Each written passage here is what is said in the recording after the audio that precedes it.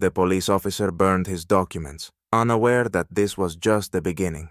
Inspired by the fight for justice, Marcus was ready to dismantle the system that had oppressed him his entire life. What he did next would shock even those who had seen it all. But let's start from the very beginning. An ordinary morning, an extraordinary day, Marcus Woods woke up at 6:30, ready for a life-changing day. He had an interview for a director's position at a major corporation, a dream he'd worked years to achieve. After glancing at the contract and glowing recommendations on his table, he felt proud, but knew one misstep could ruin everything. Stepping outside, Marcus was met with crisp morning air. Just as he prepared to leave, a police patrol car pulled up. "Show me your documents," demanded a tall, aggressive officer. Confused but compliant, Marcus handed over his ID and insurance. The second officer noticed his contract and snatched it. "Director, who do you think you are, boy?" Before Marcus could react, they tossed the documents back at him, already on fire. As he lunged to save them, the officer pushed him back. "Burning won't help you," the officer sneered, laughing as the papers turned to ash. The humiliation cut deep, but Marcus remained still, knowing any move could escalate the situation. Then his phone rang. It was the company. "Congratulations, Marcus! You've been chosen for the director's position." Through his anger, Marcus realized this was just the beginning. Without hesitation, he called his lawyer. Marcus sat in his car, unable to fully process what had just happened. The burned documents weren't just an act of humiliation. They were a blatant display of racism. He felt his dream crumbling before his eyes. But the more he thought about it, the clearer it became. He couldn't allow this injustice to go unanswered. At home, Marcus quickly dialed his lawyer's number. The response was what he expected, a standard warning that filing a complaint wouldn't produce immediate results. But as the lawyer spoke, another thought took root in Marcus's mind. He couldn't stay silent. His phone rang again, interrupting his thoughts. Marcus barely held back his frustration. It was a call from the company that had just appointed him as director. They confirmed the meeting scheduled for 10 o'clock. "I'm on my way now," he replied, deciding not to postpone the inevitable.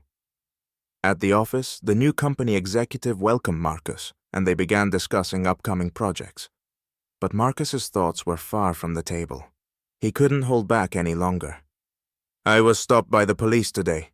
They burned my documents," he said, abruptly interrupting the discussion.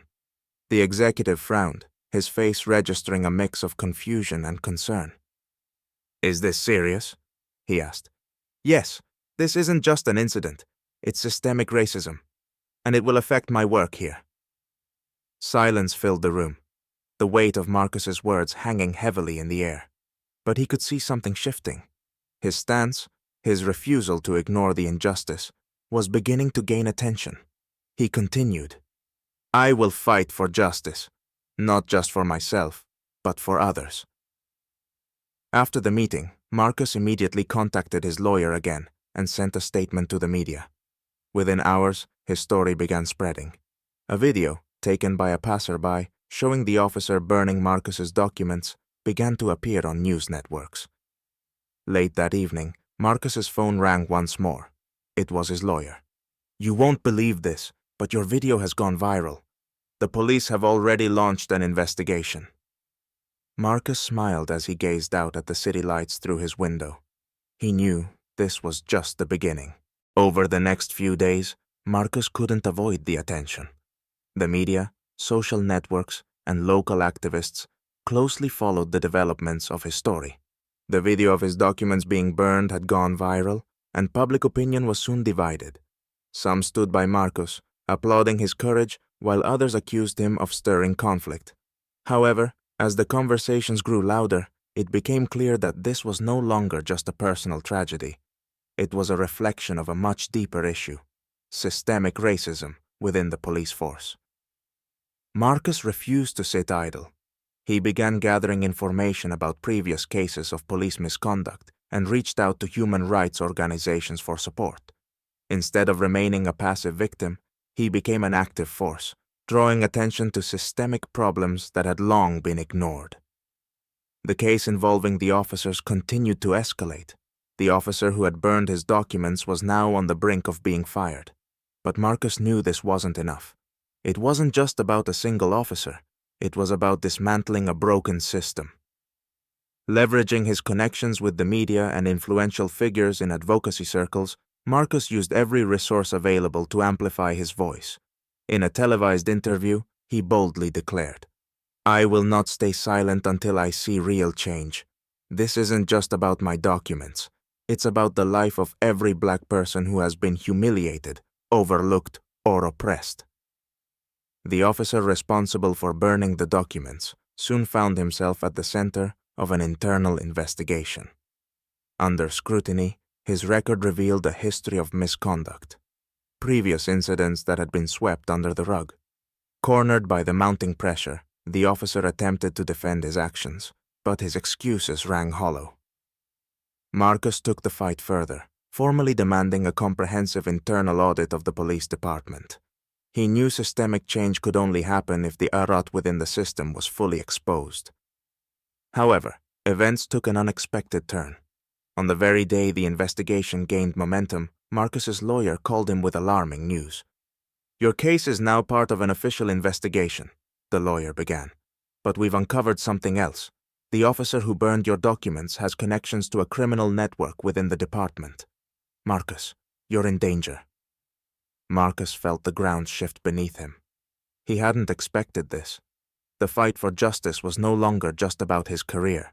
Now it was about his safety. But even in the face of danger, Marcus refused to back down. That same day, he held a press conference, standing firm and addressing the public. "I will not be intimidated, and I will not be silenced. The police must be held accountable for their actions, and I will see this through to the end." His words echoed across the room and beyond, spreading through news outlets and social media. Marcus's determination only grew stronger with every new obstacle. Each step forward became a symbol of his resolve. Marcus realized that if he didn't fight, his story would become just another forgotten example of injustice. But he was ready to push forward, to show the world that real change was possible, and that one voice, no matter how small it seemed, could shake an entire system.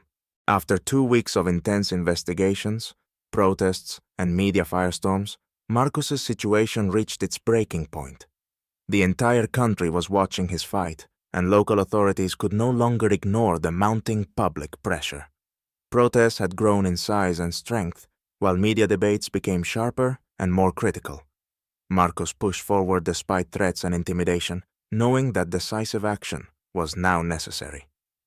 News broke that the police officer who had burned his documents had been arrested, and his involvement in a network of corruption was becoming undeniable.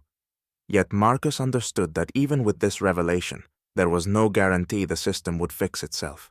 He had to take the fight to the next level. Marcus arranged a meeting with high-profile politicians and human rights advocates to discuss reforms in law enforcement. This meeting became a turning point. Public opinion, strengthened by his relentless determination, applied unrelenting pressure on the authorities, forcing them to act. Soon after, city officials announced measures to strengthen internal oversight within the police force and introduce mandatory anti-racism training for officers. The culmination, however, was Marcus's confrontation with the officer who had burned his documents. When the officer was arrested and brought to trial, Marcus insisted on being present in the courtroom. The man who had once mocked him now sat behind bars, his face no longer brimming with arrogance, but instead filled with shame and fear. During the hearing, Marcus took the stand and delivered a powerful speech. "I am not here for revenge," he began, "but I demand that we change the system that allows this to happen. My fight does not end here. Racism within law enforcement must be eradicated. Justice must be real, not just promised." His words resonated deeply, echoing in the courtroom and beyond. Under public pressure and with mounting evidence, the officer was dismissed from duty, and the investigation expanded to uncover broader misconduct within the police department. But more importantly, the system itself began to shift. Thanks to Marcus's efforts, real conversations about reform had finally begun. When the dust settled and Marcus returned home, his phone rang once again. On the other end was his new boss from the corporation. "Marcus, I just wanted to say thank you," the voice said. "You didn't just become a director. You've become a symbol of change." Marcus smiled, leaning back and taking a deep breath. In that moment, he realized that victory wasn't just about earning the title of director. The real triumph lay in using his position, his voice, and his courage to create meaningful change.